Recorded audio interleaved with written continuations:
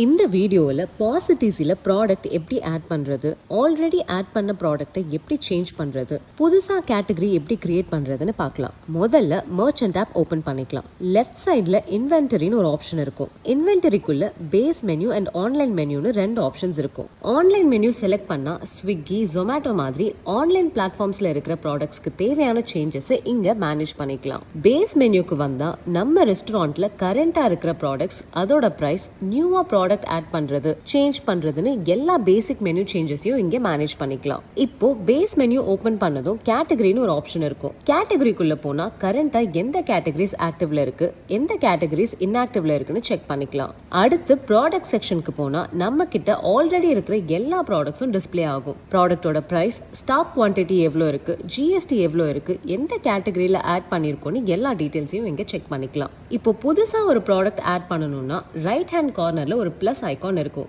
அந்த ஐகானை கிளிக் பண்ணினா ஒரு காலம் ஓபன் ஆகும். அதுல ப்ராடக்ட் நேம், கேட்டகரி, பிரைஸ்னு எல்லா டீடைல்ஸையும் என்டர் பண்ணிக்கலாம். தென் ப்ராடக்ட்டுக்கு பார்சல் சார்ஜஸ் இருந்தா அதையும் ஆட் பண்ணிக்கலாம். ப்ராடக்ட்டுக்கு இமேஜும் ஆட் பண்ணிக்கலாம். எல்லாத்தையும் என்டர் பண்ணிட்டு ஆட் ஐட்டம் கொடுத்தா ப்ராடக்ட் ஆட் ஆகிடும். ஃபார் எக்ஸாம்பிள், நான் ரவா தோசைன்னு ஒரு ப்ராடக்ட் ஆட் பண்றேன். கேட்டகரி செலக்ட் பண்ணும்போது ஏற்கனவே ஆட் ஆகியிருக்க எல்லா கேட்டகரிஸ்க்கும் இங்க டிஸ்ப்ளே ஆகும். இன்கேஸ் நீங்க புதுசா ஒரு கேட்டகரி கிரியேட் பண்ணணும்னா கேட்டகரி பக்கத்துல இருக்கிற பிளஸ் ஐகானை கிளிக் பண்ணி டீடைல்ஸ் என்டர் பண்ணிட்டு சப்மிட் கொடுத்தா நியூ கேட்டகரி கிரியேட் ஆகிடும். அடுத்து அந்த கேட்டகரியை செலக்ட் பண்ணி ரவா தோசை பிரைஸ் 100 rupeesனு என்டர் பண்ணிக்கலாம். அந்த ப்ராடக்ட்டுக்கு டைன் இன் அண்ட் பார்சலுக்கு டிஃபரெண்ட் பிரைஸ் வைக்கணும்னாலும் இங்க செட் பண்ணிக்கலாம். For example, dine in price 100 rupees, parcel price 110 rupeesனு வைக்கணும்னா பார்சல் சார்ஜஸ்ல எக்ஸ்ட்ரா 10 rupees ஆட் பண்ணிக்கலாம். அப்போ பார்சல் ஆர்டர் செலக்ட் பண்ணும்போது ரவா தோசை பிரைஸ் ஆட்டோமேட்டிக்கா 110 வந்துடும். தென் இமேஜ் ஆட் பண்ணிட்டு ஆட் ஐட்டம் கொடுத்ததும் ப்ராடக்ட் சக்சஸ்ஃபுல்லா ஆட் ஆயிடும்.